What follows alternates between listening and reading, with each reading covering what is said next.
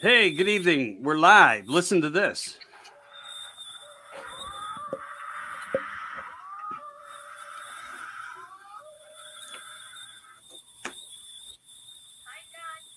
So anyway, all right. Welcome in everybody to Studio 10 Broadcasting, 10 o'clock talks.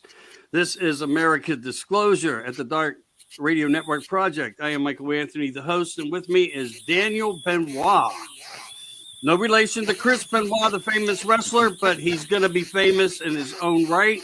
Researcher, documentary filmmaker. Also, a little surprise outside of that. I understand that you have been, or may have been, involved in the Elusive Legends. Yes, Elusive Legend. It's actually a film that's actually about me and my research, and yeah, that came out about a year ago. So, independent film producer Justin Snyder, he's a Virginia resident here who did the filming, and so yeah, that story was based off of me, the ECBRO, and like I said, where I've been going so far with my research. So. Great, great. We'll get into that in a bit. Right now, if you want to do any kind of sharing, please do it. And if anybody's picking up any static, just try to make your way through it. Some kind of feed content that I can't identify. It's very weird. But we're all adults here. We can get through this.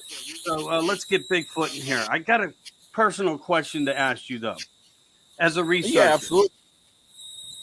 what, could you tell me how long you have been truly at it? I've been involved with Bigfoot research for just over 10 years now.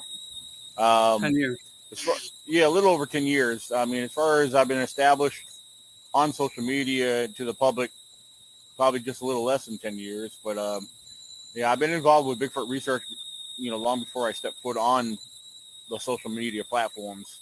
Um, yeah, because, social media platforms were something I wasn't really all too familiar with until I started jumping on there. And then, it was kind of crazy because once I started learning how to use social media and getting involved, I was actually blown away by how many others were actually involved with the Bigfoot research itself. Um, and then I started paying attention and learning and meeting people as I went along. And then I started seeing and learning all these different alleged theories that people are throwing out there. And then like I said, I more or less was sitting in the background, just observing and listening and just taking notes. Kind of comparing with what I was learning as I went, and then taking into consideration a lot of other people's conclusions, and kind of trying to do some studying here and there, more or less. And but this whole phenomenon, had me on a special alert. Like my senses were more opened up to the subject and more to my surroundings when I stepped foot out in the field. Um, so yeah, it's been quite a journey. I've learned a lot over the years from many people, and and then I like to go along as I learn. I like to share things, and when I share things, I want to be careful how I say this because what I might believe and what my conclusions might come to when I share them, it doesn't make them necessarily any type of fact, but I like to give people some insight on where I come from and my views and everything. And I kind of let them go from there. And I welcome questions.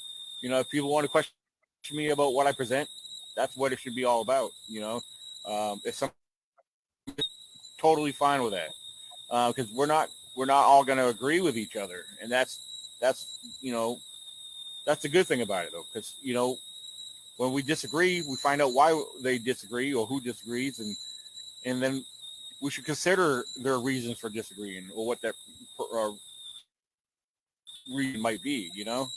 So it's a one big learning pool. We all got to consider each other's theories. Some of us might have our own personal facts based off of what we might have experienced. So usually a lot of people like to share those kind of things, which is awesome. However, if you there's still people that's not going to believe it, But, again, that's where we could agree to disagree, Right. In the Bigfoot community, there's been a lot of bickering and this and that. I've seen all kinds of drama. People try to drag me into it, but that's okay. I was starting it today. No, but the thing, no, you're absolutely right though. And thank you for going into that. It seems though that we do have to keep a better door or window open for everybody's analogies, because in one way it could be seen this way to other people experiencing things in other ways, and then on your side you're seeing them in other ways in your ways. And I do get Right. that, and we need to come to better together. I'm actually putting a platform together. It's called the Panel of 10.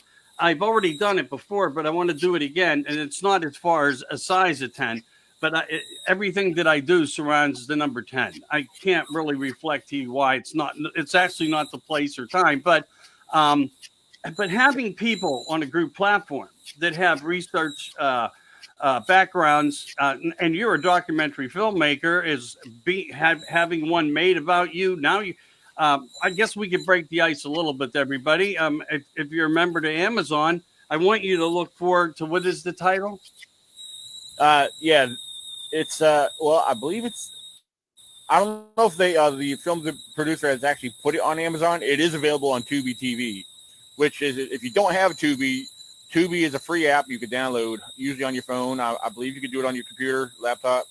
But Tubi, again, Tubi TV is a free platform, and you could view it there as well. So, okay.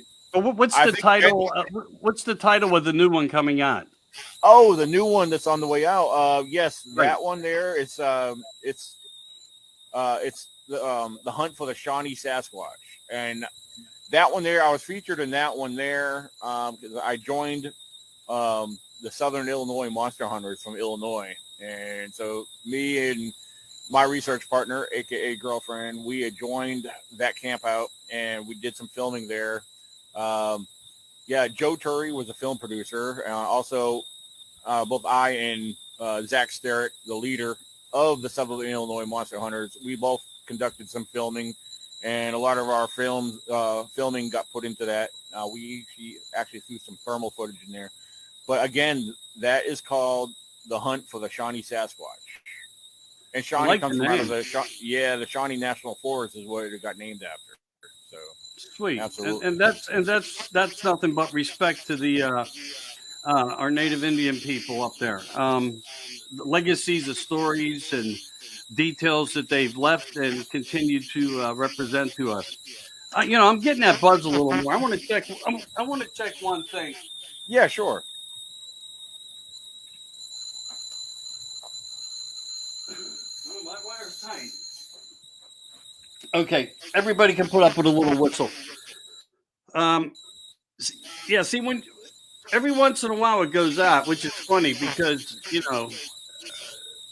the static of America. I don't know how much technology is too much technology, and you can't even fix technology. It's unreal.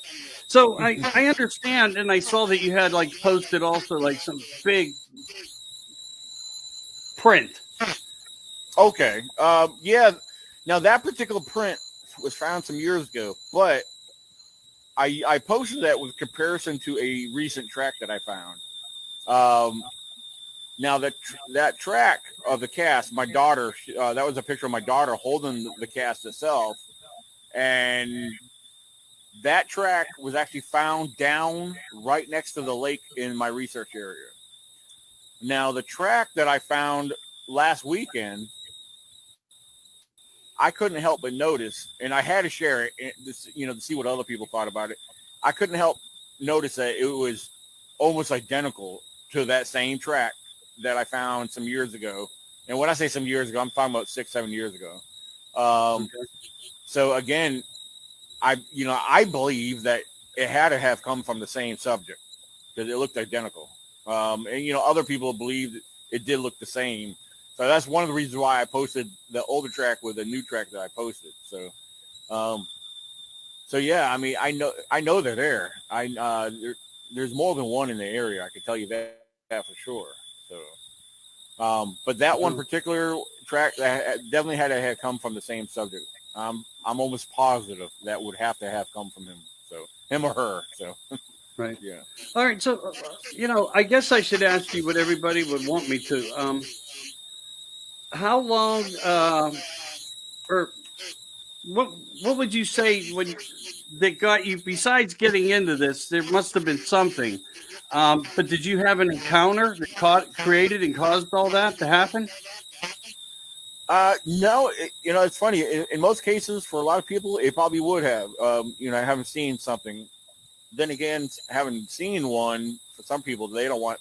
Some people don't want nothing to do with it after seeing something. But me, the Roger Patterson and Bob Gimel footage has been around for years. Now we know it came Yeah, back I from call it the 1967. PG film. Right? Yeah, that's the easier way to put it. So yeah, the PG film. It's been around for years, and I remember seeing that, and it just something about that. It just really sparked something in me. It opened up, like it made me super curious to the point where I wanted to know more. If they existed, I wanted to start doing my own research. I wanted to start looking into it, and along with that film and looking into a few things, it basically blew a passion into my butt, and had me out there looking and actually looking. 'Cause, I grew up in the woods. I know nature. I know wildlife, but like many others, you go out there in the woods. If you're not thinking about Bigfoot, if you're not familiar with the subject and not looking for the evidence, you're not going to find it unless it's something that walks out in front of you, but, so yeah, the PG film opened up a new world to me. It had me out there exploring the outdoors and actually looking. And due to my observations, I have come across, the evidence. I was finding tracks, and I was finding other oddball things that stood out to me that I couldn't really relate to nature or wildlife. So yeah, it's the PG film. I could thank the PG film and viewing that. And then later on, it wasn't. I don't think it was all that long ago when they actually had a documentary on that where science got involved. And when science got involved with it, they try to debunk it. They try to match the gate and every little thing. I mean, yeah, they can't rule it out as being, anything false. Nor can they rule it out as being a human. Although there's been accusations of that, but with no evidence to support it. Correct. But the overall thing is, the PG film had me jumping on board, and regardless if the PG film is the greatest hoax of all time, if it's got us fooled, right now it's definitely got me fooled. If it is a hoax, because there's nothing that points towards it being a hoax. So it's definitely got me. That's what got me on board, pretty much, and. So ever since, that passion, it's still grown in me. There's still a strong passion, and there's still a lot that's in me to keep moving forward with my research. Over the last 5 years, I picked up on a few new things and creating things here and there, such as events that I host now, and I started holding local library lectures. Now I'm holding Bigfoot conferences and festivals, and for the record, since I mentioned that, I do want to make something very clear when it comes to conferences and festivals. A lot of these big time conferences and these festivals, they do it for the money. A lot of them have become corporate, where they use businesses to get their speakers. Now all these different conferences are holding the same speakers. I don't want to become corporate. I want to keep being the independent, individual. I got a great team that helps and supports me with this, and we like to bring in what we would call the little man, or those that get overlooked. But at the same time, these are individuals that have boots on the ground experience that go out all the time. They may not be people that appear on TV and be famous, but these are people that have, take the time to take this very serious. Yeah, we'll throw a big name in there once in a while. I mean, we'll throw some people that's veterans in this. Like our big name right now, I don't know, for those who might know Todd Neese from Oregon, he's going to be one of our top speakers. So we're excited to have him with us. And we have several other local speakers. We have a couple from Virginia, some from the surrounding states, West Virginia, Kentucky, Tennessee. So I'm honored to have these guys a part of this event. And but it's going to be great. We're growing and we're getting bigger and bigger every year. So we got our June event coming up on the 18th right here in Virginia. So I'll be glad to talk about that later if you like. So well, I mean, if you want to throw it out there, it's fine. But how about we fit something else in? And so in your research, and I know you're having a great time with this. You got a love for it, a passion for it. The PG film had really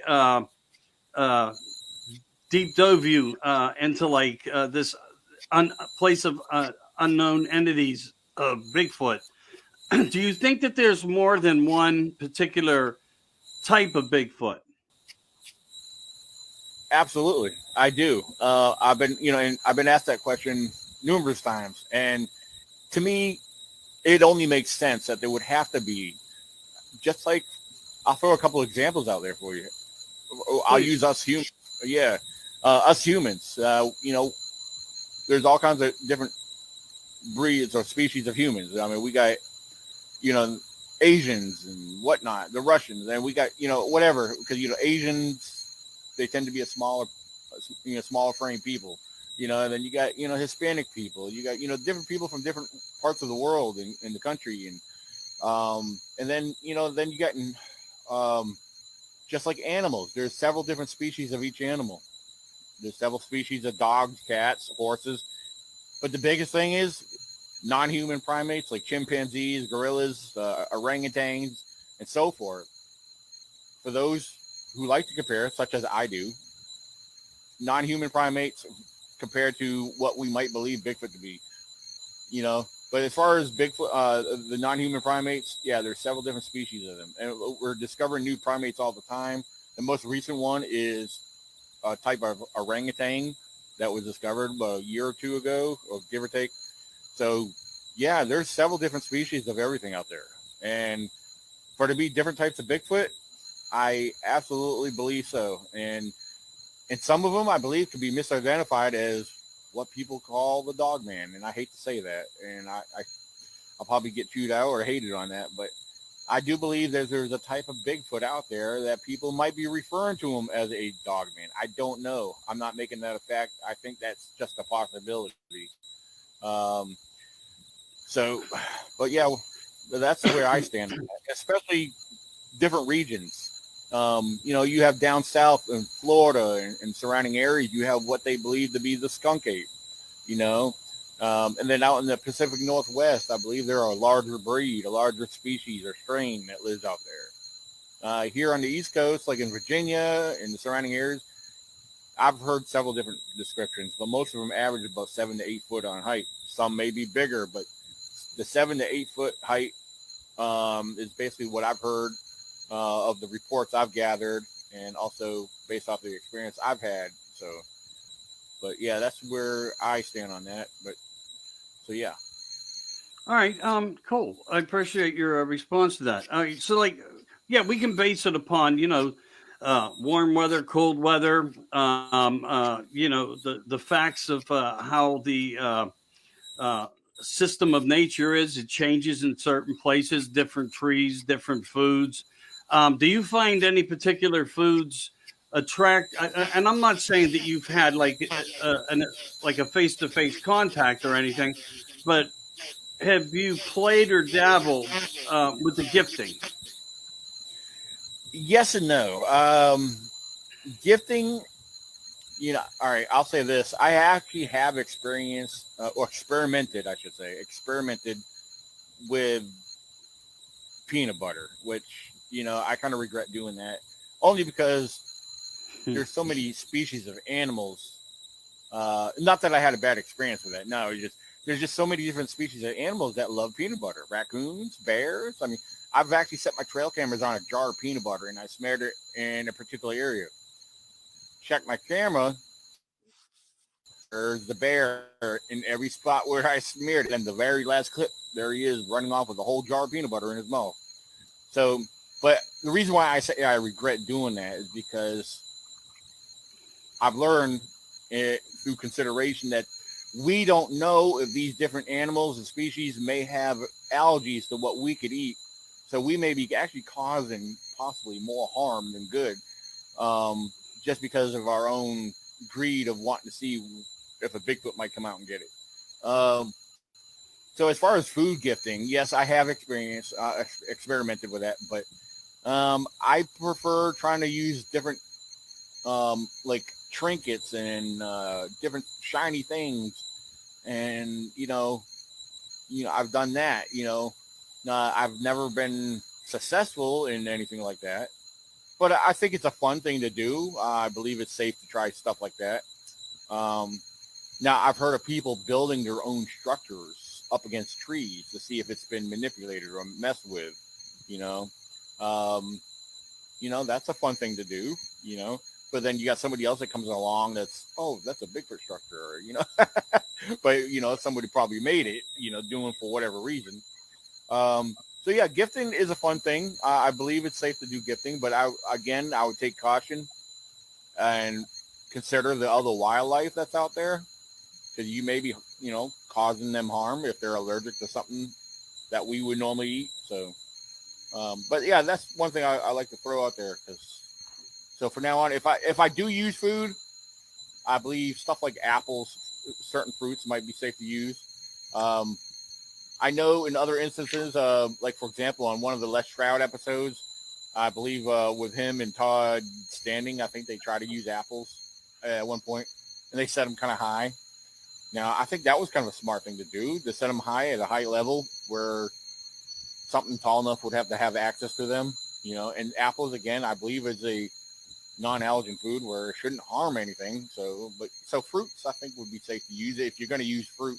I mean, a food period. So I mean, that's just my opinion.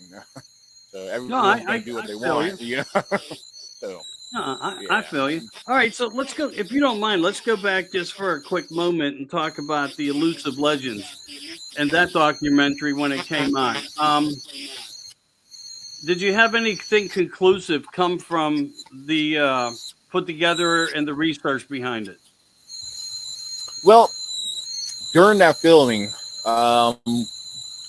basically some of it was me being observed, doing my research and looking for tracks. Now, we did have something happen in there, and the film producer, we did have an audio, we did have an interesting scream or yell that happened over the other ridge across from our camp, where because the filming was during when we actually had camped out, and we did hear something. Of course, you'll hear it on the audio. Since it was kind of distant, I was surprised it even got picked up at all. So definitely some people might have to turn the audio up just a little bit.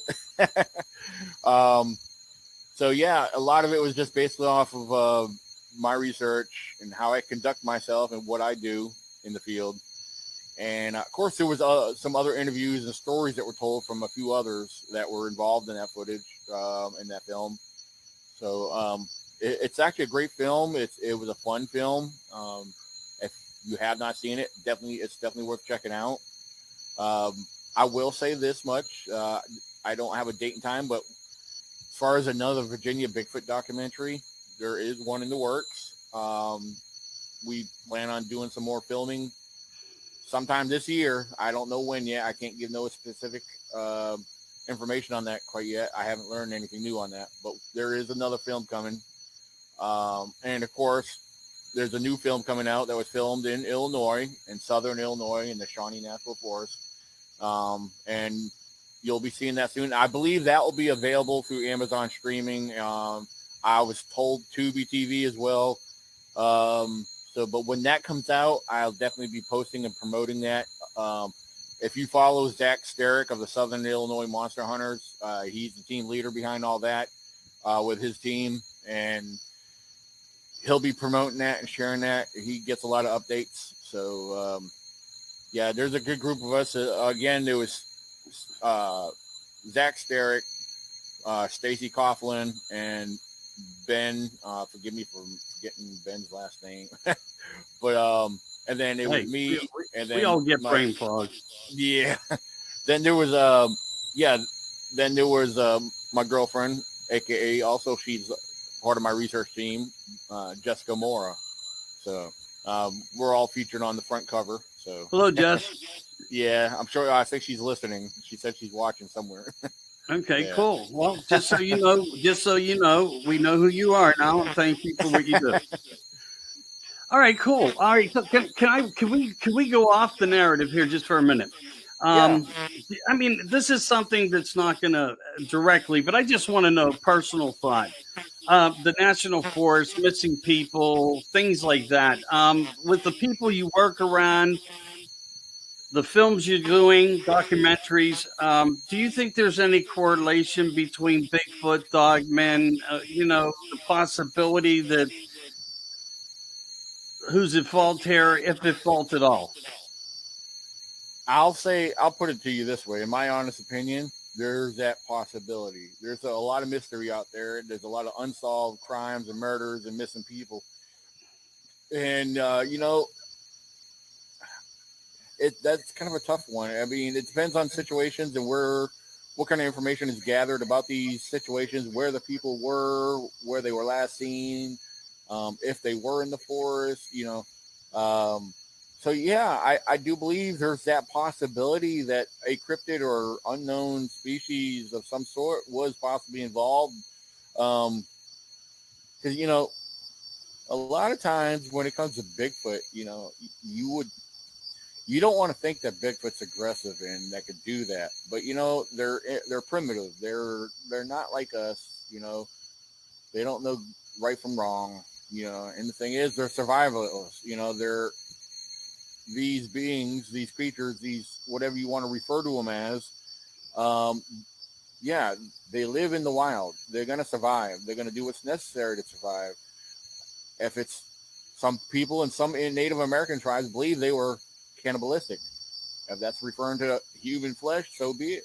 I mean, I can't prove that they are doing this, but a lot of people believe that they could be. So I'm definitely not going to rule that out. So, yeah, it could go either way there. I know. Right. I wasn't trying to put you on the spot. Oh, no. Oh, I don't mind at all. Yeah. But I'm about to put you on the spot. I'm about to put you and your teammates all on the spot here. Would you give any consideration to possibly looking into a documentary that pertains to this particular topic that surrounds Bigfoot? I mean, as far as getting out in these areas and observing those particular areas more and possibly coming up with more concrete something, evidence or nothing. Now, are you referring to like these areas where people gone missing? Right. Okay. Yeah, I mean, perhaps, there's actually, I don't know if it's still up. I haven't seen it recently, but in my main research area, there was actually a missing person flyer in that area. And, it's not there no more. I don't know if the person's been found or what, but they actually had it posted up in my research area of the national forest where I spent a lot of my time at. And so, I don't know I've never officially looked into some of these stories, but I would definitely consider that and do some research on that if there is missing persons. Matter of fact, I believe, if I'm not mistaken, a real good friend of mine that's a former Bigfoot researcher, he kind of jumped out of the Bigfoot scene, but his focus is on a few different other things, and one of them is involved with missing persons.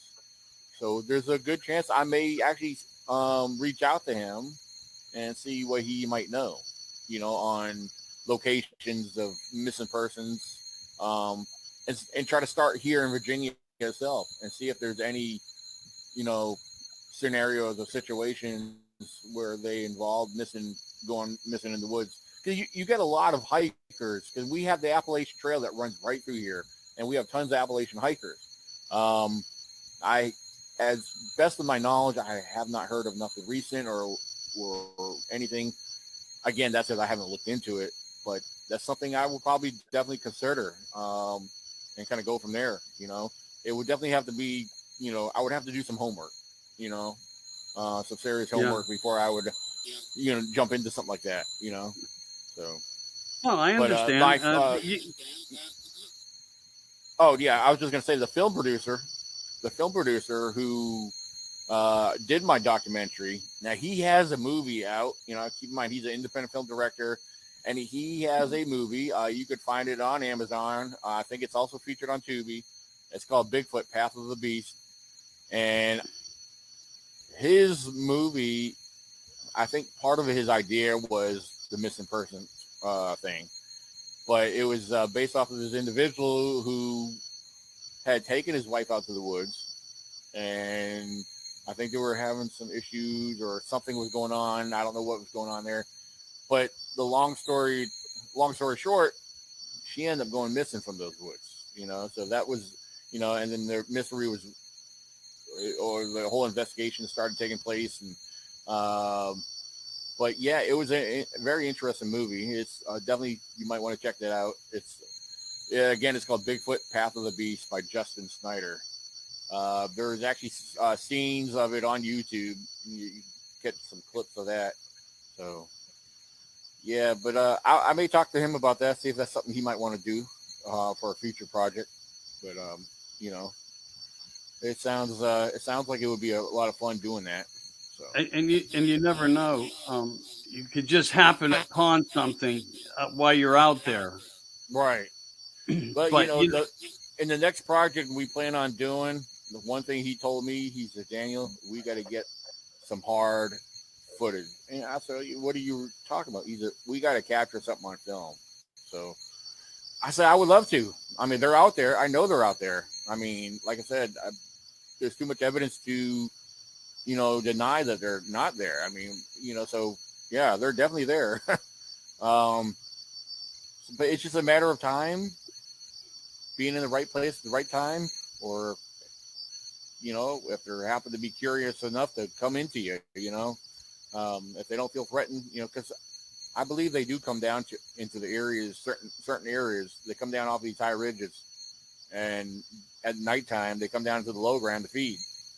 And so yeah, I mean, I would love to capture something on film. Now I'll let you in on a little secret. Yeah, I don't know.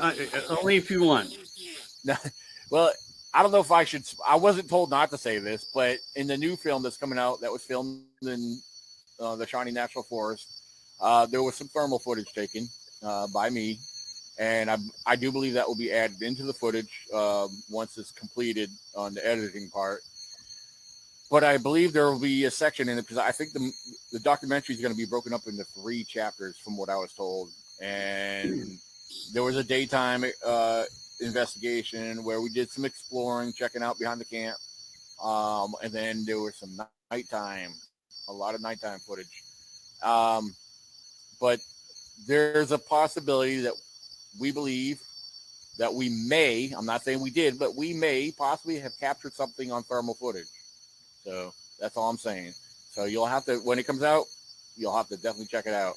Again, it's called A Hunt for the Shawnee Sasquatch. So Out of sight. Hunt for the Shawnee Sasquatch. I like that. I like the ring of it. Also look for our guest here, Daniel. There's a couple ways to pronounce it, but we're going to go by Benoit, which is the French pronunciation. So that's the stage name, his character, and who he is as a person. So if you're just joining us, I'm Michael Anthony, and this is Daniel. He's our guest tonight. He is a documentary researcher, filmmaker. So when it comes to the research, do you have a lot of people who contact you with their stories that turn you on to hotspots? Actually, over the years, I actually have had and met up with several people right here in the state of Virginia itself. and who have had sightings, and I've gone and met with them and been to those locations, and they've talked me through it, basically shared with me what led up to it, what they were doing, where they were going, little things like that, all these little details, and showed me specific spots where the subject was standing. And then I get contacted from people that share their sightings from other states in the surrounding area. I've gone, a few times to certain areas to investigate some of these. But I do a lot of research up and down the East Coast, but my main focus, because there's so much here, I stay focused in Virginia a majority of the time. So, because, if, for those who don't know the state of Virginia, I mean, I live in the western part of the state, in the Shenandoah Valley, and you're surrounded by the Blue Ridge Mountains, the Allegheny Mountains. I mean, the Appalachian Trail runs right through here, and there's so many. There's all these mountain ranges that connect and come through here. So basically, we're down in the valley, but you have all these, heavily well-wooded forests, the national forest. And we have the George Washington National Forest, which connects into the Jefferson National Forest. And then with the George Washington National Forest, there's well over 130. I used to tell people it had over 130,000 acres. It's actually much more than that. That connects into West Virginia. And so my research area runs into West Virginia. And if you're on top of that mountain overlooking the state line, all you see is nothing but more forests and mountains, and it's beautiful. I mean, so there's so much vast terrain out there. I mean, for anyone to be so close-minded to say there's no way a Bigfoot could be here, come on, think again. I know they're here. So, yeah, I kind of lost where I was going with that. Hey, you're living my life. It's fine. So, I mean, there's things that, you're talking about, and then you're like thinking, well, why did I even go in this direction? So I get where you're coming. Hey, you're a normal person, that's right.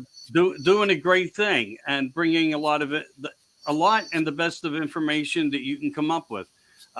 So it's good that we know someone like you and can follow you and pick up some of these films out there. So everybody keep in mind that there are some films, and if you can provide anything, a link to me to actually start shouting it out on groups, I'll do that for you as well.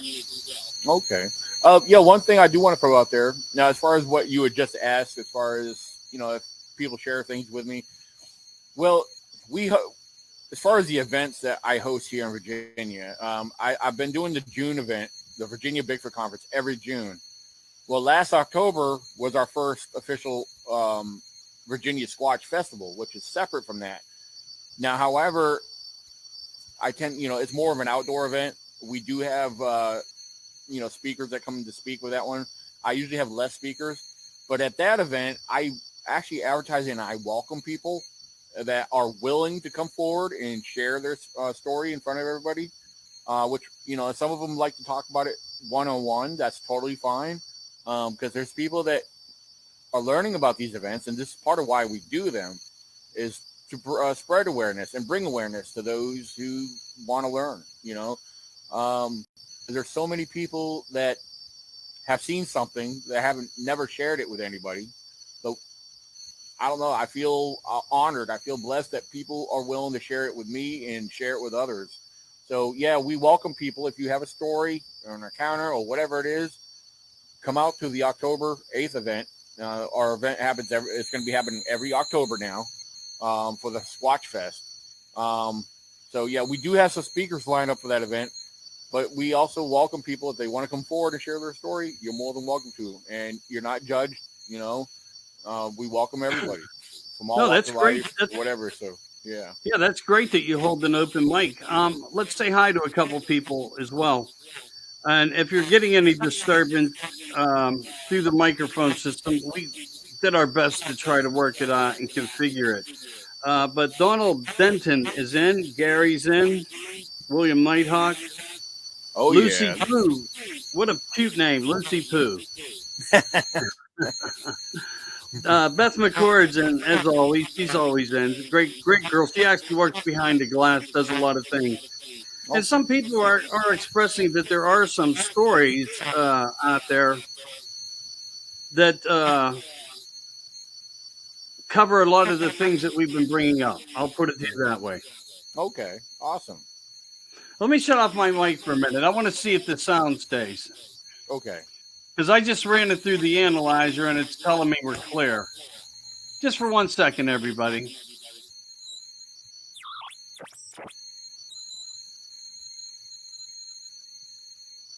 Do you hear me now?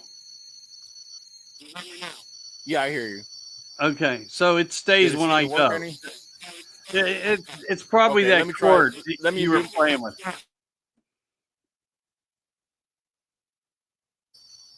All right, I just muted myself. Let me know if you hear it when I mute myself. No, it goes completely away. Okay, then it's definitely my mic. No worries, we're getting through this. No worries. Apologies, everybody. It's still good information. Okay. No, it truly is. I mean, hey, not every platform can say that they got to meet a researcher, documentary film writer, and producer. I mean, someone who works with a bunch of people together as a team to get this research out to everybody because, we're going to get older. We're not going to be able to continuously do things, and it's going to have to get passed on. And everything we do now will make the difference for the next generation to step into play. I totally agree with you. And my concern is people, a lot of people are looking at the entertainment side of this. They're looking at the celebrities that go to these conferences and conventions. And that's what's attracting to, these festivals, which I get that. I do. I totally get that, because people want to go meet somebody that's been on TV. They're famous, hey, that's cool. I enjoy it. I love it myself. I can't afford to always go to these events, but, I do when I can. So, but the thing is, if people care enough about the subject, they need to learn more about the research, and the people behind it, So very true. Well said. I mean, yeah, I just think, hey, if you want entertainment, go to these events that host these celebrities, and that they got big time sponsors that can pay $5,000-$10,000 per person. I mean, that's what they're charging. I know, I've seen it for myself. So, but hey, more power to them. If it's what keeps their bank, full, whatever. I don't do it for the money. Although for my June event, yes, I charge in admittance fee. It costs me $20 to get in, and I give discounts to military and law enforcement and everybody else. But thing is, that little bit of money I get from that and the vendors, that's just making my money back for what I paid out on the venue. It's not cheap. And these other conventions, they know what they cost. It's thousands of dollars, but it just, most of the time I break even. So I'm not making no profit. I just make my money back if I'm that fortunate. So, right. But I love doing what I do. So, but thanks to our sponsors that we're starting to pick up more sponsors as, cause we've been doing this for a good 4 years now, and it's getting bigger and better. Man, we got entertainment. I think a lot of people, I've been recently sharing one of our entertainment scenes that will be there. And if you're a Transformer or Autobots fan, I mean, they're going to be there. I mean, we're talking about 7-8 feet tall Transformers. They're going to be there walking around, and people, and that's been getting a lot of attention. So, if Bigfoot doesn't attract them, the Transformers will. Yeah, transhumanism, as I call it. Right. Yep. AI technology, artificial intelligence. And I mean, if you think about that little toy and how fascinated kids were with it, that these things could turn from one thing to another, we're living in a reality like that. So with that in focus, do you think Bigfoot could be interdimensional? I usually tend to stay away from that department. I personally just have never experienced anything that would support that. Yeah, of course, it's a lot of people's thought or idea for a lot of unexplained things. that they can't explain or come to anything logical to explain half of what happens. But I mean, yeah, I don't know where to go with that one. It's just again, I just can't really speak on that unless I have experienced it. Now, I know some good friends of mine, some well-trusted individuals who have seen some mysterious things out there. I mean, like, you know, you hear people talking about orbs.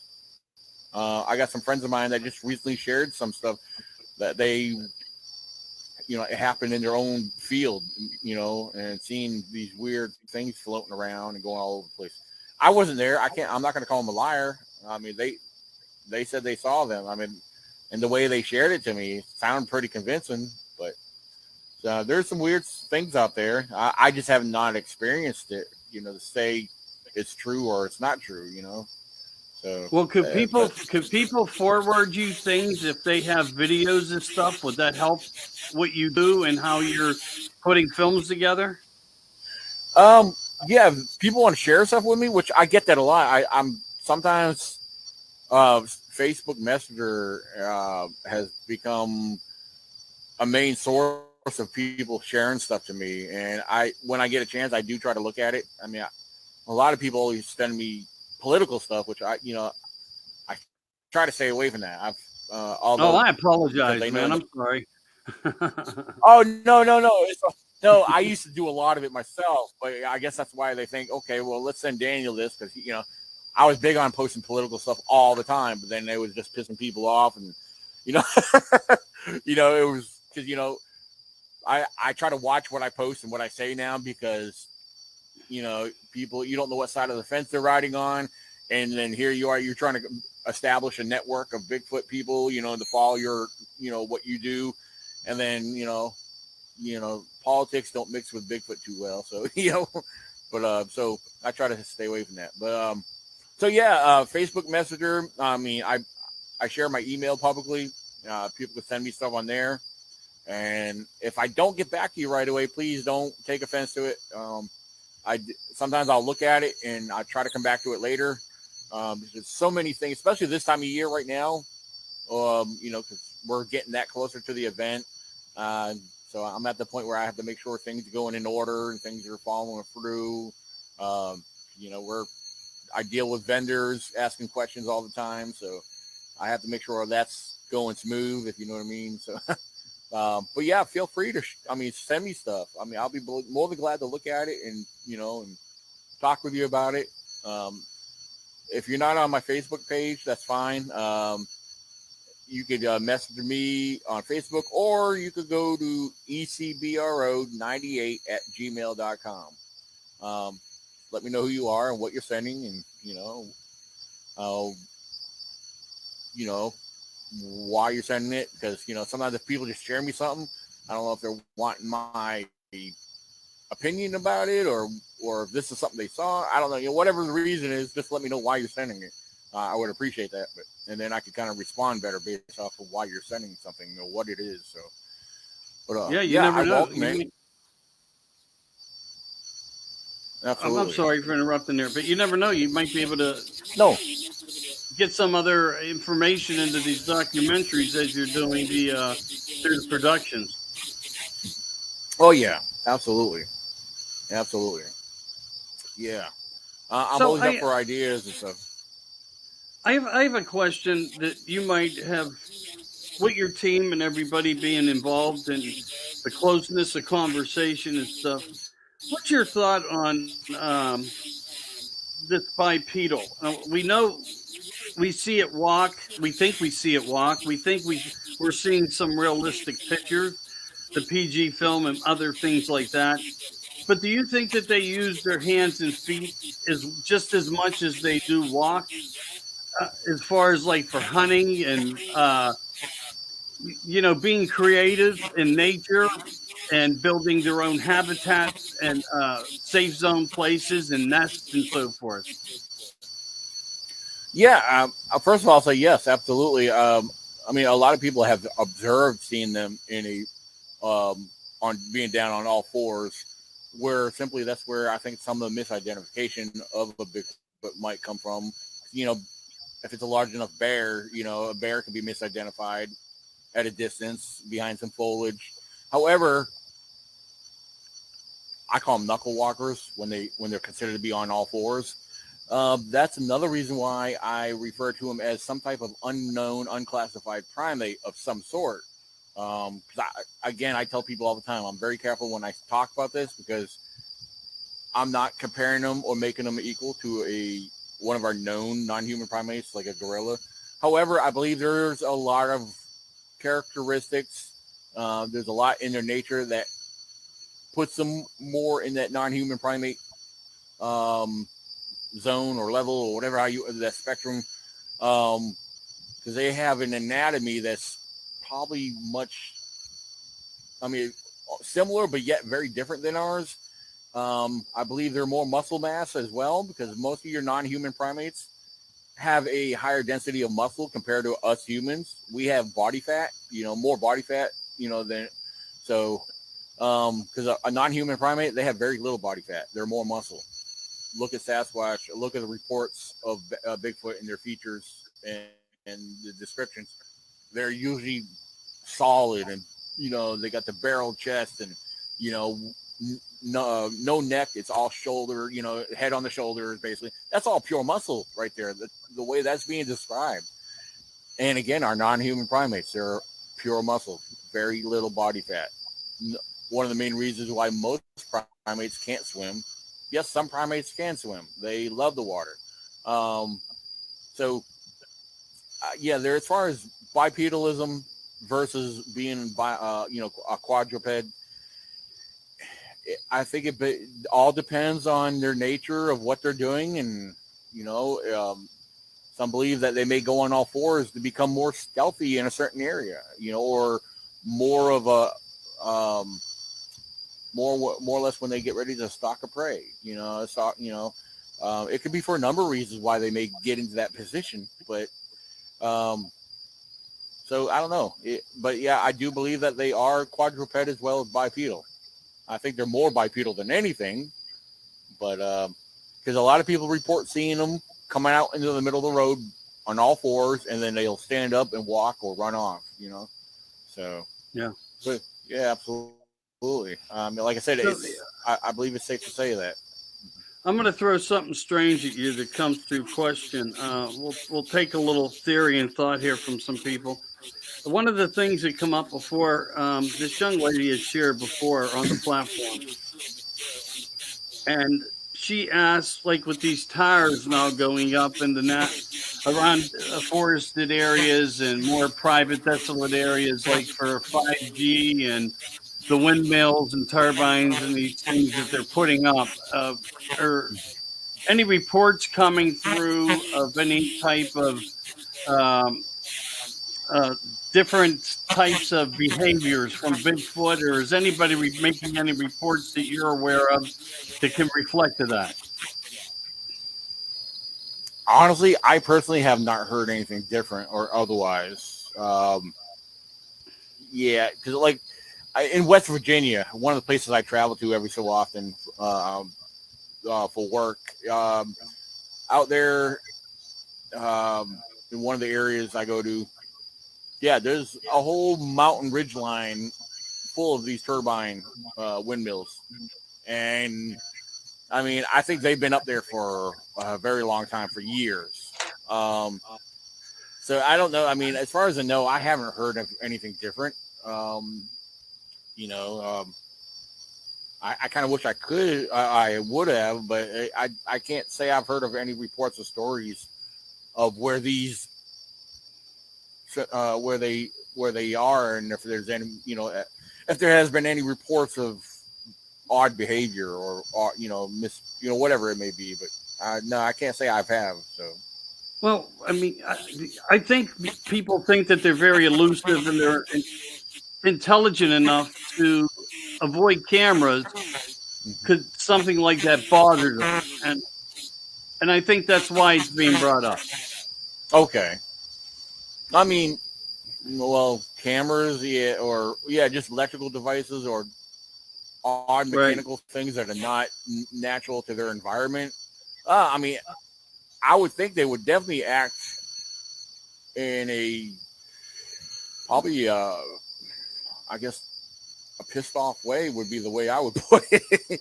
Like, hey, this is not, this does not belong here, Right. Yeah. So, but I know a lot of, for example, in the national forest, I could take you out there where there's tree stands that stay out there year round. You're not supposed to leave a tree stand out there, like the ones you could buy in the store. These are the ones. There's ones I could take you deep in the woods where, like, whoa, there's a tree stand here. Walk another 30 yards back, there's another one. And I'm talking about deep in the woods here, but this is where these hunters go and do their hunting at. But I go by these. If I go in that certain area, they're still there. They're untouched. You would think a Bigfoot sees them, but then again, Bigfoot might void that area. He may go around, because if they get familiar with things that they know that don't belong in their area, I think either one, they're going to destroy it, or just learn to avoid it. So there must be a pretty good sense of intelligence is with them in some manner. I believe so. Yes. Here's the other thing too, because when we go into the woods, we may not see them, but majority of the time, there's a good possibility that we're being watched. And, I'm sure, they see us if we're minding our business, if we're behaving and respecting the area. I think they're going to leave us alone, but, they're going to be curious enough to check us out. And if they see us put some kind of foreign object in their home, yeah, I think in their sense, they're going to like, okay, we got to go this way now. They're not going to take a chance. If it's something from a human, if they want to avoid us, I believe that's what they're going to do. They're going to avoid anything unnatural to them. So, all right. A question, a theory that I have: should we be looking up in the trees more? I'm starting to do that because a lot of people are speaking about that, and it to me it makes sense. It makes sense for a number of reasons, and not just Bigfoot. But see, the thing is, in my area, even though the authorities will deny it, but I myself and several other people have reported seeing them. There's mountain lions. So yeah, I'm looking up in trees, because more or less, if a Bigfoot's up in a tree, I think it would be more of a younger juvenile, perhaps, staying above ground, I believe where a lot of people believe that's where the adults will put the young during certain times, more or less to keep them out of trouble and keep them protected if they have to go away or whatever. So yeah, there's a possibility, because I don't see a 500 to 900,000 pound Bigfoot being up, because a lot of these trees, a lot of trees that people report seeing them in, I mean, some of these trees don't look strong enough to hold a big subject up there like that. The thicker the forest, the weaker the tree. Right. Yeah. Right. And well, thicker the forest, easier for them to hide anyway. So, right. But you come up with a good analogy though about if they need to leave the young, and they place them up into the tree and like, hey, stay here, and they implant that factor of thought and safety. While the parent goes away, we might just get a glimpse of something smaller, but the same. Yep. Oh yeah, absolutely. I mean, because a lot of how they behave and act is to learn things through time. They pick up on things, and they, just like any other species of wildlife, it's learned through the older, and a lot of I believe a lot of it's instinct as well. It's natural. Some things are natural to a certain extent, but yeah, safety and stuff like that, that's got to be taught. Because a lot of people believe they make these nests and stuff, which I believe that's possible too. But I think the nests are only temporary shelters. I don't think they're going to dwell in these for long periods of time. So if the adult needs to go out, I just feel like the young would be like a human child. They're going to want to get curious. Oh, mom's gone. Let's go out and play. Crap, there's a human walking by and they're seeing. Right. So that could, basically affect that area, affect that safety zone, So, so there's a lot of little factors to consider, where they would be staying and hiding and living, whatever. Because again, if the young need to stay behind, if the adults got to go out to hunt and feed to bring back to the young, I would just look at, because a lot of times, like my grandson, he'll be 2 in June. So if I'm home here without, by myself, I'll put him in his playpen, turn his cartoons on, and he's fine. He'll stay and play in his playpen and watch the cartoons while I go, if I have to step out into the other room for whatever reason. And so I kind of look at it as, hey, why not a Bigfoot adult doing that to their young? The trees might be their playpen. So I just think it's something to consider. But again, as far as the nests and ground shelters, I think they're only temporary, for whatever reason, Right. And when it comes to deer, they'll leave their young within 4 hours after their birth. And they have no problem with that. And it's like the young already know, like instantly, this is what I'm supposed to do. When it comes to deer, it's funny. I've seen so many younglings. I mean, like I'm talking about probably only about hours old or a day old, a couple days old at the most. Tiny little one, like you're seeing them out by themselves. Like, whoa, where'd mama go? Or whatever. But a lot of times the mother usually keeps the young nearby, just like a bear, Although, I've seen bear cubs without their mother around, but right. Just from distant observations, but mama can't be too far behind, so if there's young around, the big ones are around somewhere. But yeah, you think so. Yeah. I mean, but there's been plenty of times where on my land, I don't know, maybe they're out for a drink after all the delivery. I don't know, but they tend to wander off. I think a little. To them, they may be close, but in my viewpoint, they're not. And what I've seen, I can't say that they always are. But when it comes to nightfall, they show back up, and then they bring the young out. Yeah, and I think that's a safety thing too, right there. So like a lot of encounters or sightings with Bigfoot, a lot of them happen at nighttime. I feel like maybe they're not supposed to happen at nighttime, but they do. Only because I believe during the daytime, on the most part, they somewhat keep their distance, or they're in areas where they feel safe to be out and about. But at nighttime, I believe they blend in a lot more with their, in their environment because they're dark, they're more hidden, unless a set of headlights or the lights catches their eye shine or something like that, Right. Or you might pick up a silhouette or one out in the middle of the road, crossing the road, or, but yeah, I really think nighttime is their safe zone, and also their feeding time. So, all right, we're gonna ask you a question from Lucy Poo. okay.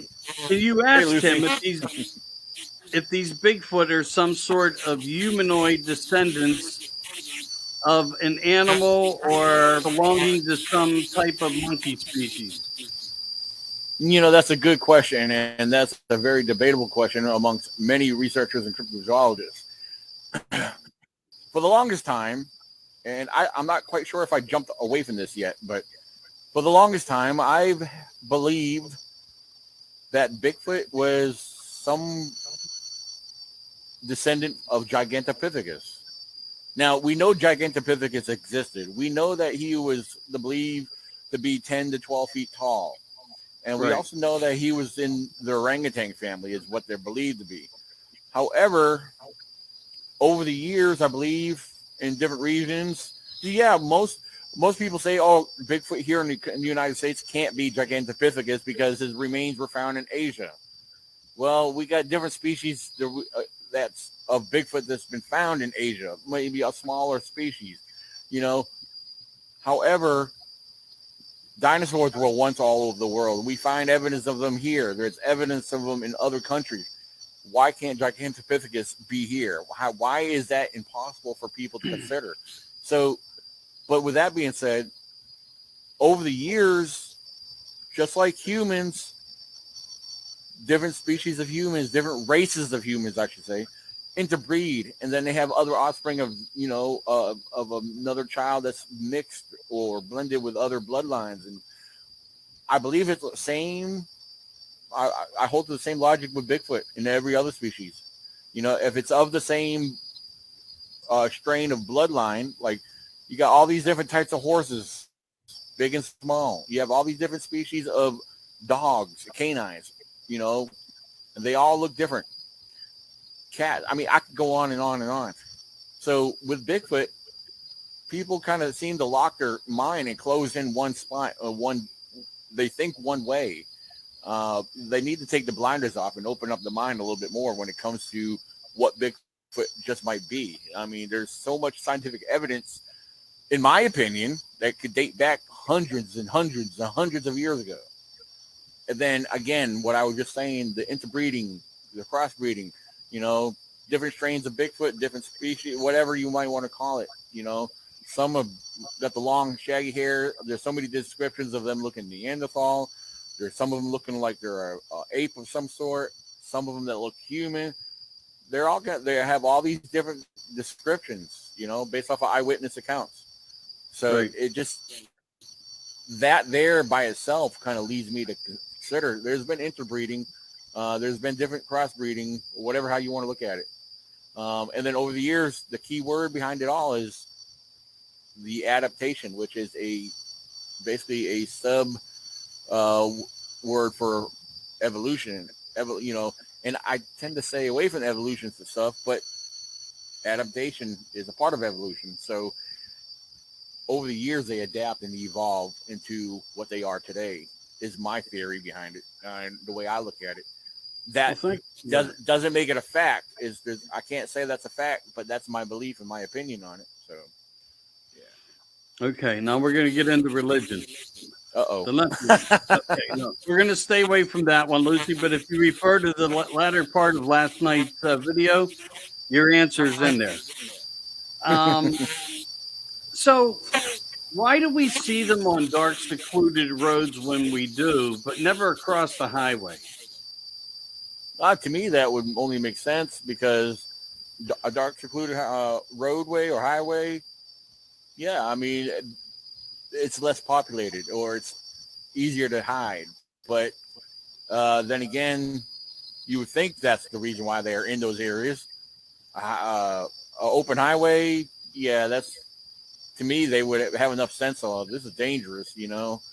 I'm sure they observe, you know, or familiar with, you know, the traffic and everything.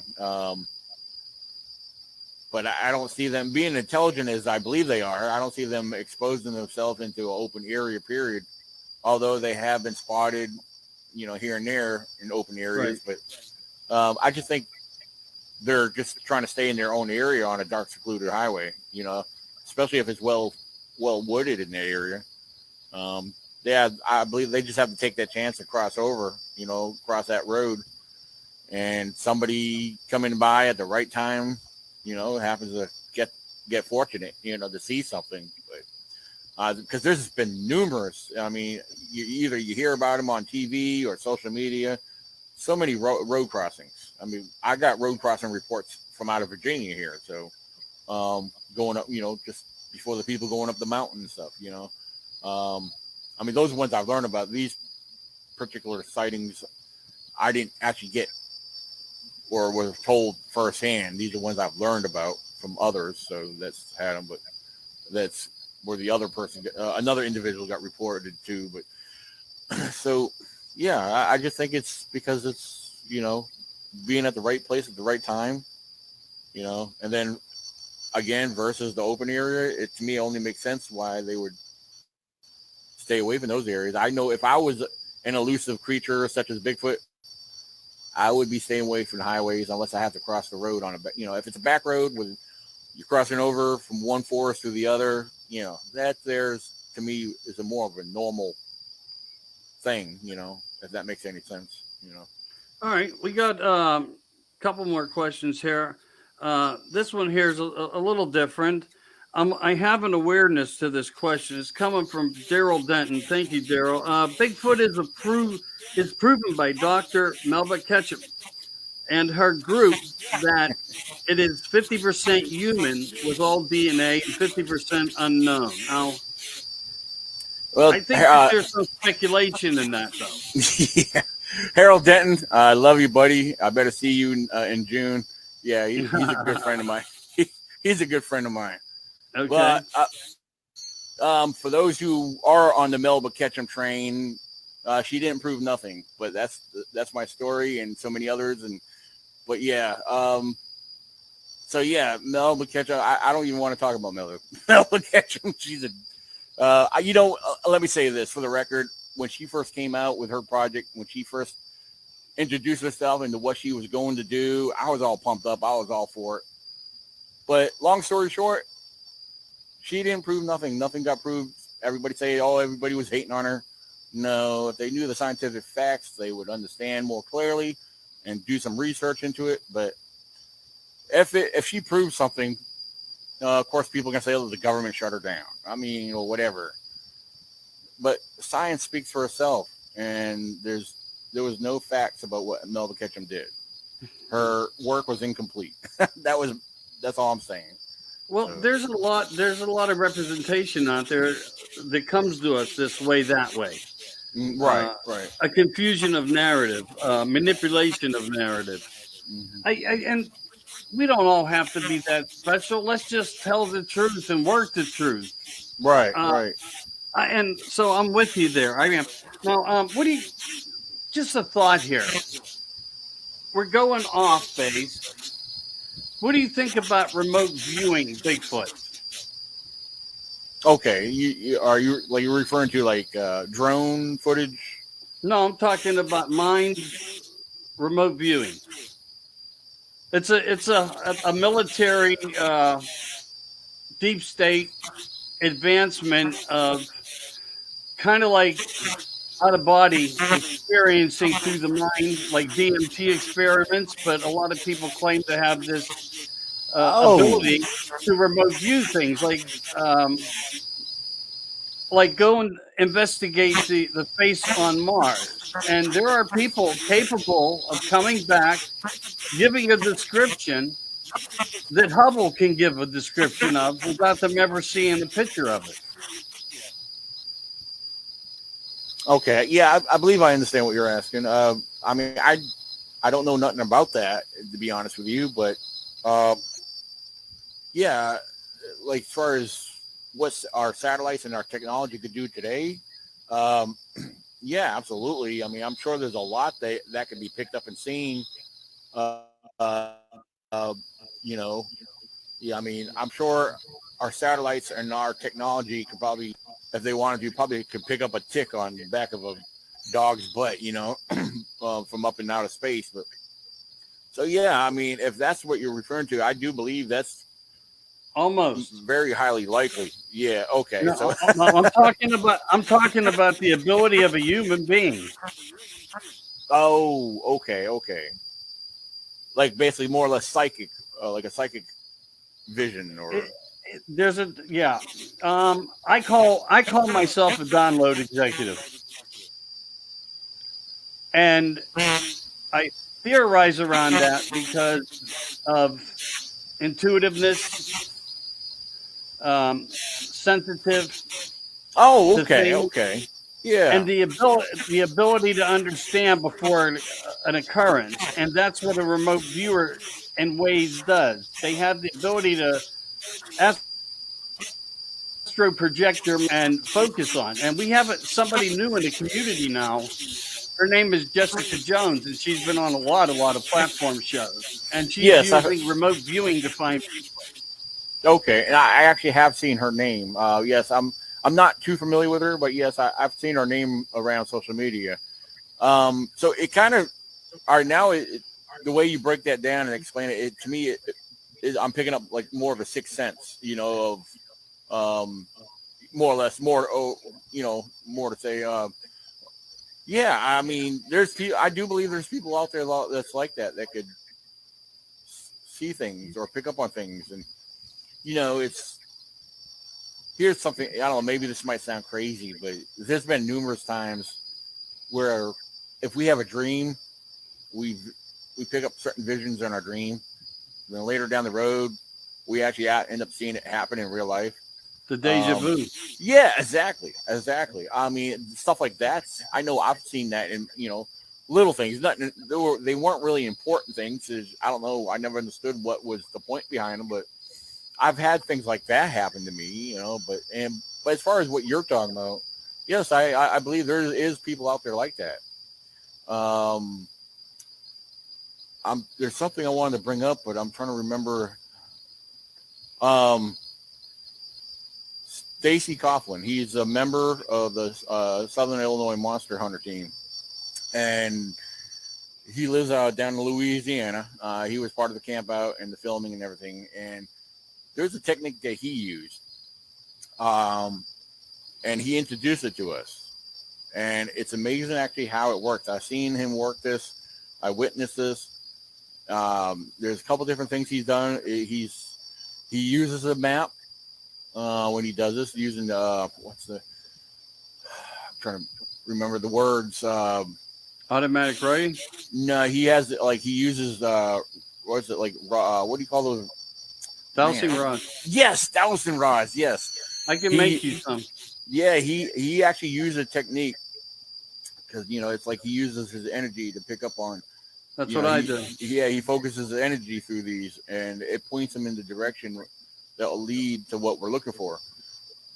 He also does another thing using the map. He uses like a more of like this pendant, with a stone on it, and it kind of he could hold it still and it'll start doing its thing. He did this one sample. It actually was very impressive, and it did impress me. And he'll mention somebody's name and he'll start pointing and moving towards that person.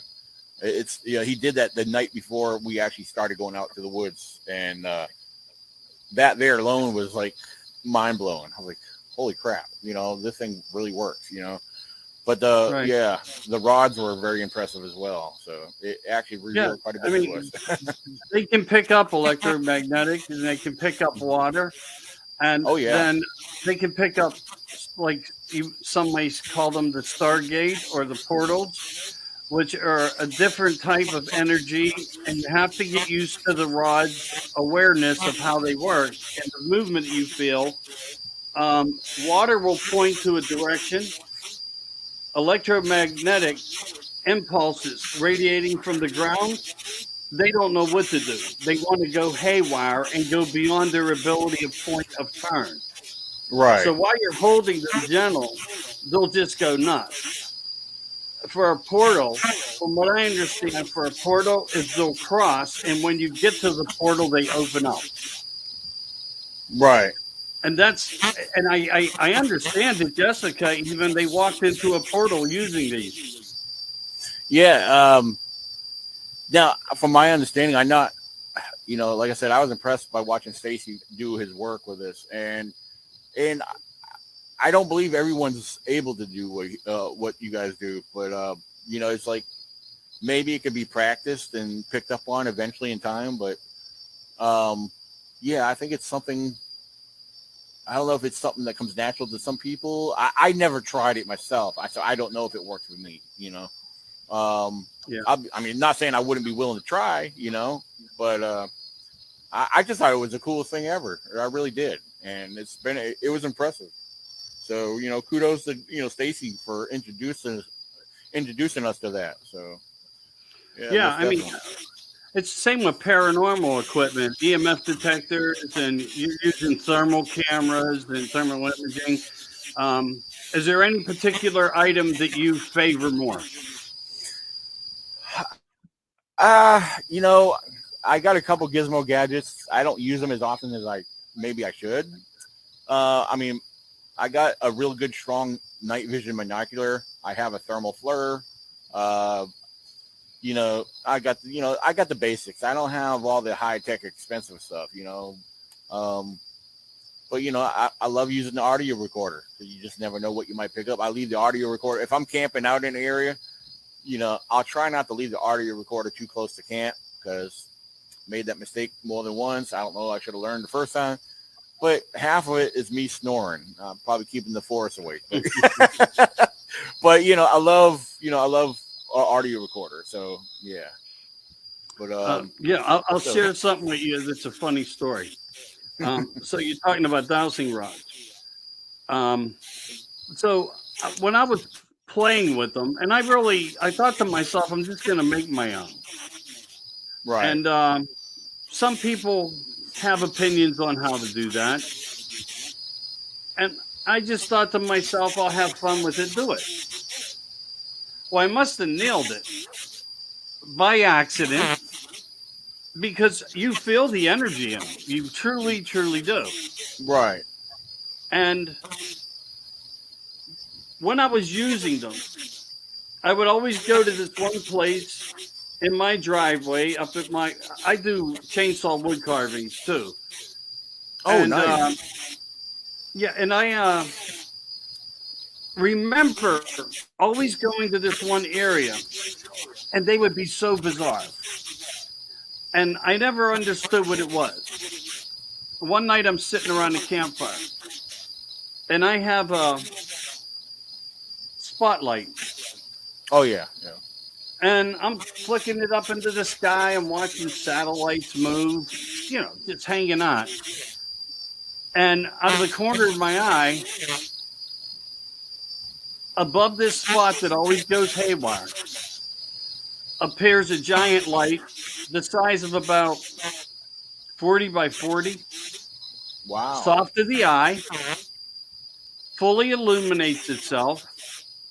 And I'm sitting there, not feet from this, maybe 25, 30 feet, and it's in distance, but it's up in the air, maybe another 25 or 30 feet. I hear nothing. I start clicking on and off repetitiously. This light starts flickering on and off repetitiously. Wow. And I do it again, and it responds. And I do it again, and it responds. I do it again, and I say, "Oh shit! What did I wish for? What is this?" It no lie, it scared the crap out of me. Yeah. It was that right would above freak this me out, area too. where these things go nuts, and that was part of my open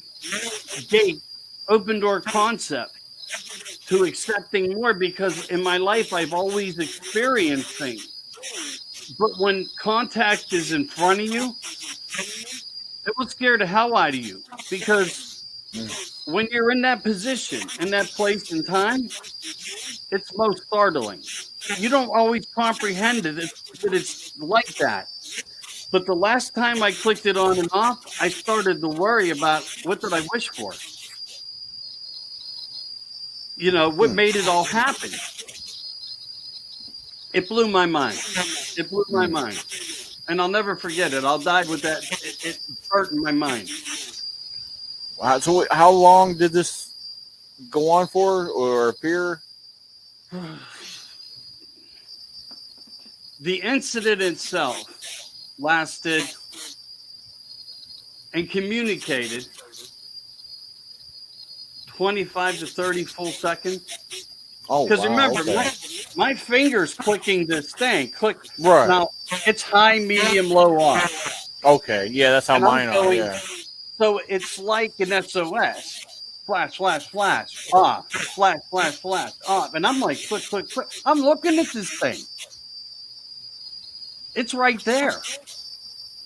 And what was it? I know it was a light, an enormous light, but I see no outer circumference or nothing. Wow. I see no shape of anything except for the fact of the light. And it wasn't an orb ball. It was the size of a golf ball or a basketball. I'm talking about a light that was like 40 by 40. Like just, but put that into a complete circle. And it was gentle to the eye. I could look at it and have no problem. And it was almost like when I worried about it, it knew it. I stopped the response, and it was like it was gone because I started calling for somebody to say, hey, can you come here and check out what the hell's going on? Right. And what do you want? Just get out here. What do you want? Damn it, get out here. And it was just gone. It was just gone. And that's not the only time that's happened to me. And I don't know why. I don't know if it's I'm like this chick magnet to alien women. I don't know if it's our military. I know that we have underground installations buried in the Appalachian Mountains up there. Oh, yeah. With United Nations signs, bronze signs with yellow printing. Right. That identify United Nations. Now, what was this? Just curious. Was this in the woods when this took place? No, it was right in my driveway at my wood shop. Oh, wow. I'm sitting right off the driveway at a fire. And like I said, I was flashing it into the night skies, just goofing around, sitting there watching for satellite movement, unobvious actions and movements that I know are beyond the norm of capabilities. And satellites cannot just change on direction. But whatever this was, it never made a peep. Never made a peep. Wow. And one other occurrence that I had, and this is why the can of worms is so open for me on things that I found, things that I look for in nature, and more, and do the research that I've done for 47 years, is the fact that I was with my daughter, one of the most simple little girls you'd ever want to meet with a pure heart. And we went out into the middle of the field above the garden one evening, and we're standing there. And we're just looking for stars and movements and talking. I mean, I'm actually connecting with my daughter, not thinking about anything. And out of the blue, this beautiful green, sparkly kind of mist just comes out of the sky. Oh, wow. And I'm like looking at it, and my little girl says to me, "And what the hell was that?" It blew me away that she talks like that, number one. Right. This is my little girl who doesn't, and I understood where she was coming from. Now, this didn't startle me. Again, no shape, no sound. 2 weeks later on MUFON, 40 miles, Newcastle, Pennsylvania, up the road from where I am. I was in Carn City, Pennsylvania, about 40 miles apart. There's the exact same experience, and they find things in the trees that showed signs of light radiation, and MUFON did a big report on this. Okay. And that blew me away. And it keeps me deep diving into why I do what I do. Not because I have good peripheral vision and I have the ability to pick up on things, or the fact that in the morning I'll wake up and fix a diesel motor that I never worked on in my life. But when I wake up, I can take it apart in my head and put it back together. And when I take it apart, I already know what it looks like inside. And I don't do these things. I mean, I do these. I've always been good with my hand, but I've never.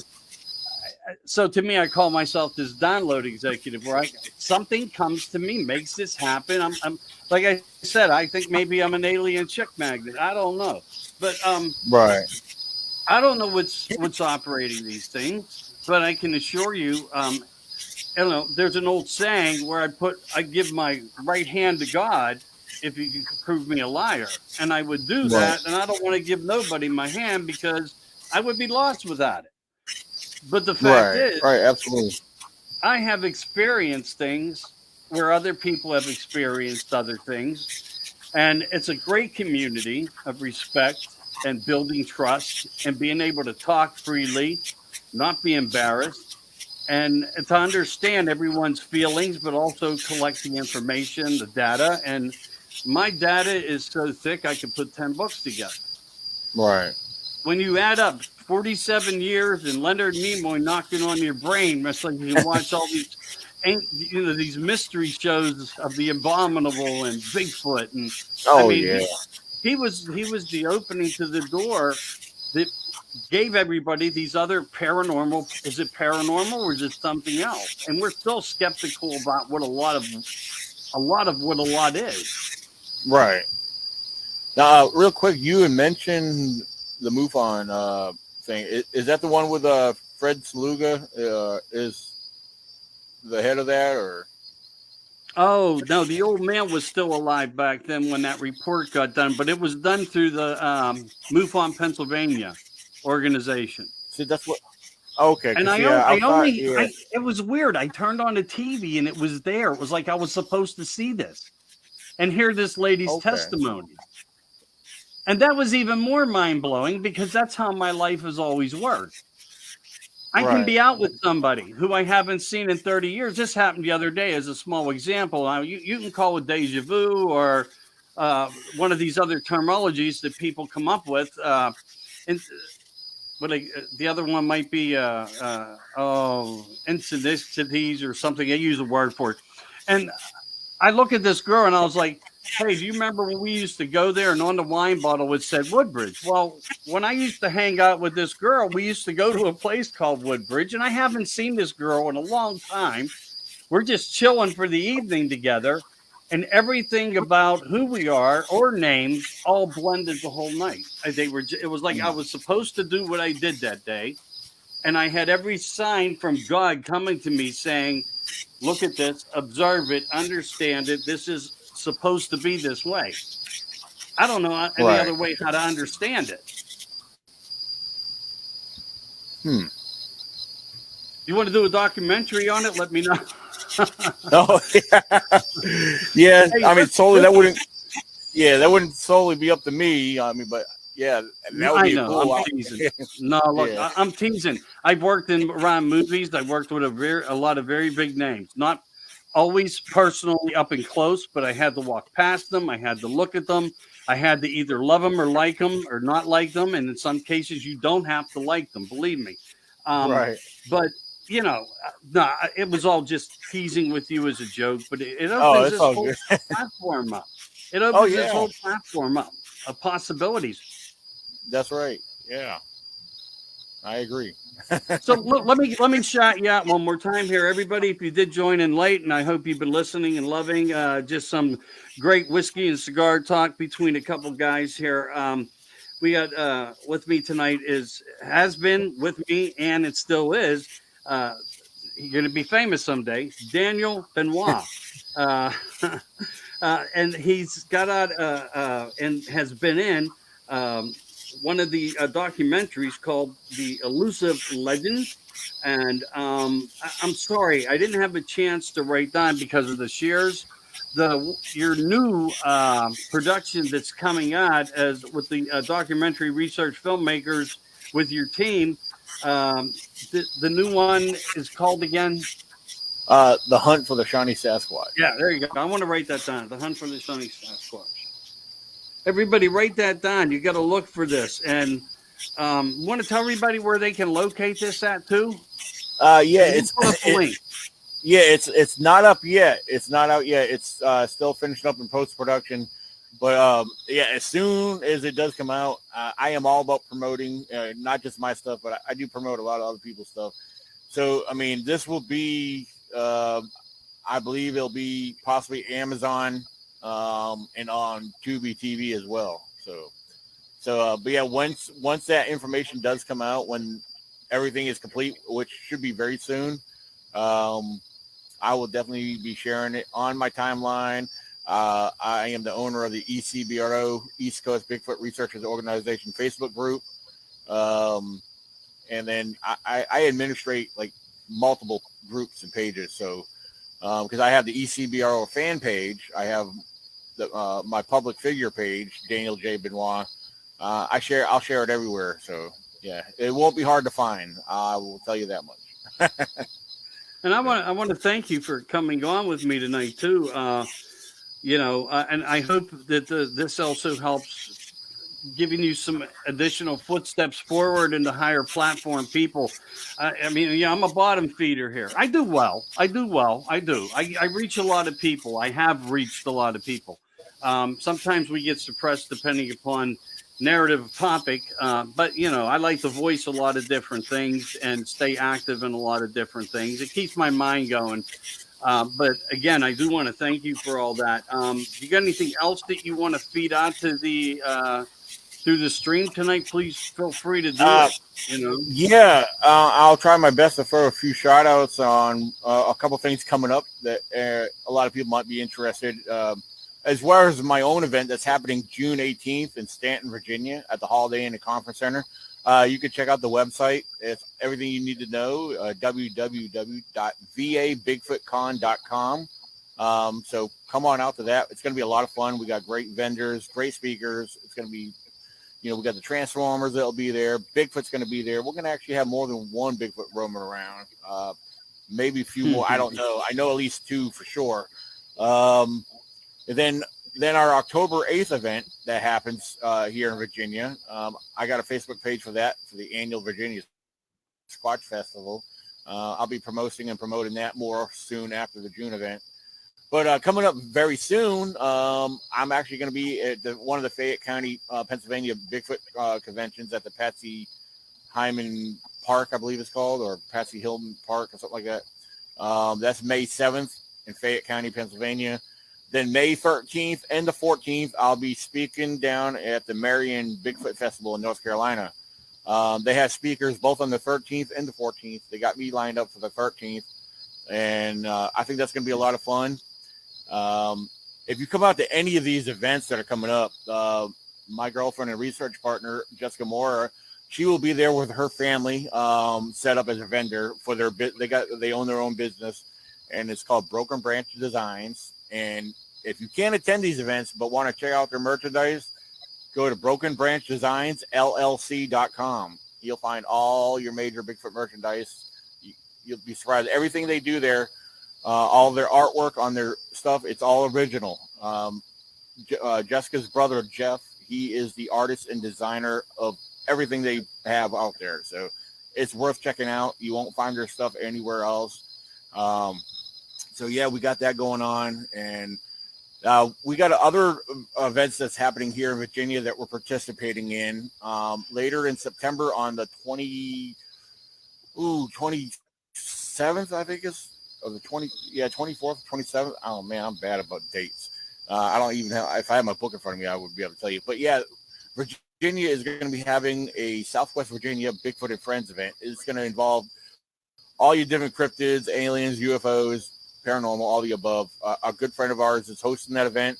I'll be speaking there as well, and that's going to be awesome. He's putting this together. He's doing a really great job. You can find information on his Facebook event page. He is the owner of Cryptid HQ, but you could also go to cryptidhq.com and learn more information about that. That's happening in September. So, and then I'm also going to be down in Tennessee, East Tennessee, August 27th at the Cherokee Park in Morristown, Tennessee. That is going to be one huge event. The whole park is going to be the whole festival is going to be taken up in the whole park. They're going to have a Bigfoot car and truck show. They have guest speakers. They all have live music and all that great stuff. So there's so much going on this year that we're all being a part of, and we're proud to be a part of these events and hosting the events that we do here in Virginia. So definitely take the time to check these out.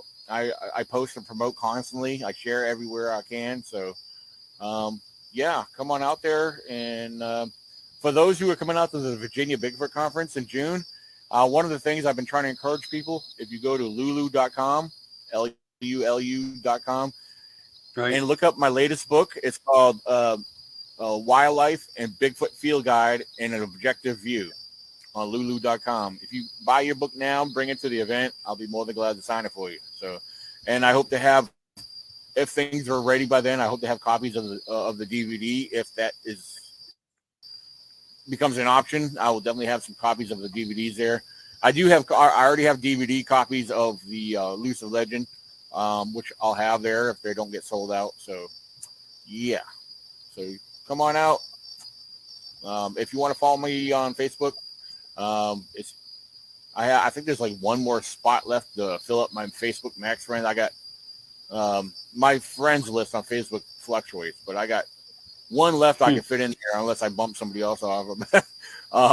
But yeah, either that, you can follow me on any of my pages. So there, I'm done to my horn. I apologize. I knew I in one of your prior shows, and I'm looking down and I noticed about the book now that mentioned the book, but I didn't catch the name of it. So I'm glad you shouted that out. Anything that you no problem. Send me pictures on as well, so I can promote for you. I'll do the best I can on upcoming shows, as well as on the page, to give you a shout out every couple of weeks, to where people understand this is how we support our community of researchers on all levels. Because in ways, much is paranormal, much is unknown, much is Bigfoot, much is Dogman, and much is as much because we all believe, and we have all had, many of us have all had experiences or questionable things happen. And that's what creates this big family tie. So if anybody missed anything of what he said, please refer back into the video. Just click it back a little bit. I hope we can get you back on, talk more. Is there any place where there's going to be a red carpet, so to speak, released on the movie or the production? As far as I know, I don't know. I think it's just everything is going to be advertised and promoted on social media. Like I said, it's we're excited for it to come out. We can't wait for everyone to view it. But yeah, like I said, I'll share the heck out of it and I'll promote it the best I can through sharing wherever. Because I think people find this as a breath of fresh air. With what we all do as a team, working together with other teams, and we were honored to be a part of that event and get filmed in that. So yeah, because we try to share and show our research in ways that others don't do, although at the same time we like to keep things grounded more or less. We do expand and open our minds to other possibilities and other techniques. So right. Yeah, definitely check it out. We're not perfect, but we are honest in what we do. I can tell you that. So that's well said, and it's well put. There's no better way to live what you're doing, is to be as honest and transparent as you can, and honk for freedom. Yes, that's right. I'm sorry, I had to throw one thing in political. Bigfoot roll. Bigfoot. Here, I want to show you something before we go. Maybe you can make me a promise someday. If I could ever get you up to my wood shop, maybe I could do something where you could take a Bigfoot home. Oh, wow. But this is just something that sits by my desk. Oh, wow. Wow, you made that? Yeah. That is awesome right there. Yeah. Wow. He's my scout. He hangs out with me. But I've done a lot of things. Vegetables, pumpkins, festivity things for fall, Oh, yeah. Carnival bears. Wow. Yeah, you're very talented there, Mike. Oh, well, listen, not everyone turns out great, but you do your best. Right. Absolutely. That's great work right there. Oh, it's a hobby. This is, what? That's where I get all the activity of many levels up on that mountain. I think there's something special about the mountain. I would hate to ever sell it because my kids don't seem to ever want it. No. What do you do? What do you do when it becomes a handful? But look, it's been great being with you tonight, and I hope we can get you back on. I hope you'll keep in touch with us, and we can create you a bigger fan base for your documentaries and the work that you're doing and the formats that you create and things that you put together for the people. That's very thoughtful of you. And one thing I want to say, you're right. It costs a fortune to do anything now. And very, very little is of any reward except for the fact that you did something for the people. Absolutely. So Yeah, I really hope everything goes for you, rock stardom strong. I really do. Maybe you'll get picked up by some higher up that can put you in the place that you deserve. Yeah, I get people telling me that, but I mean, if that's what's meant to be, I mean, if it never happens, so be it. I mean, I'm not trying to get famous, but I just, my thing is, and I preach and throw it out there a lot. I just believe in spreading awareness, and whatever that awareness might be, based off of either my research or who we are as a group and team, or a community as a whole. As far as my truth might not be your truth, but I always tell people, at least consider what I'm looking at. At least consider what I'm trying to share. I do want to continue to spread awareness of the subject at hand. Again, a lot of that's the purpose and the reason behind these events that we host, to bring other like-minded people around, even the curious and the skeptic and non-believers. If the non-believers are willing to come out, they're curious. And, maybe in time, it just might give them enough spark to look deeper into it, instead of just laughing and mocking everybody, because I get that a lot. I do. I get a lot of mockery. I'm not afraid to tell people in public that, hey, I got decals on my car. I'm sure it gets a lot of eyes and a lot, I get people riding up behind me, staring and taking pictures. I've seen it happen. So, if they want to joke about it, I've had people actually last weekend or a weekend before, I can't remember, last weekend, I think it was, I was coming from out of the woods. I was coming back into town from turkey hunting, and this couple in a minivan pull up next to me. We're at a stoplight, and the lady's waving me down. I rolled my window down, and they had their two young kids in the back seat. It's like, we got two Bigfoot believers back here, and they want to know if you've seen Bigfoot. And I was like, yes, I have, and he's real. And so they thought it was a cool thing, and so I didn't know how much time I had at that light. So I was like, I happened to have one of my cars with me. I put my vehicle in park, threw my seatbelt off, ran over and handed them my cards. And I got my event website on there and everything else and other information. So yeah, it's the coolest thing when people get a hold of you in whatever way possible. So, but yeah, we welcome everybody. We want everybody to come out there, So, I mean, if you're not going to come out to listen to the speakers, there's going to be plenty of entertainment. There's going to be plenty of vendors to shop and browse through. And, so it's going to be a lot of fun regardless. And, you're not going to leave there hungry. We got some great food trucks there. So, and all the above. So just come on out, give it a chance, bring your friends and family, and you'll leave there very content and happy and look forward to the next year. So, out of sight. I'll keep passing that message on for you as well, everybody. Daniel Benoit. So there he is in real time for everybody to see. Look for his films, and I'll provide any other links that I can to our groups and to you, all my special friends, and to yours as well. Again, have a beautiful night. Get some rest. I know you had a hell of a hard week, and I'm sorry to everybody, but we made it back. We did reschedule, and we made it in. I'm glad to be here. I'm glad you had me on here. I had a lot of fun, and yeah, anytime you want me back, I'll be more than glad to. So, we appreciate it.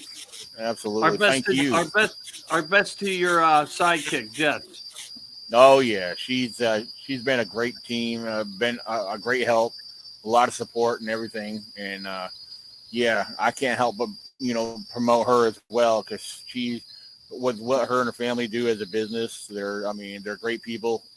They love people, and regardless if you come by and buy something from them or not, they'll be more than glad to talk to you about anything Bigfoot or whatever. So yeah, I always recommend people at least go check out what they got. It's worth it. It's original and it's honest stuff. So yeah, it's American made. That's right. Thank you, brother. Everybody, you have a great night. We'll see you soon. I'll see you tomorrow night on America in Crisis, on America Disclosing. So we'll see you back then for tomorrow. Everybody have a great weekend. Again, thank you, Daniel. Don't judge us. We won't judge you. Go Bigfoot. That's right. See you, brother. Thank you. You guys have a good night. All right. Blessings.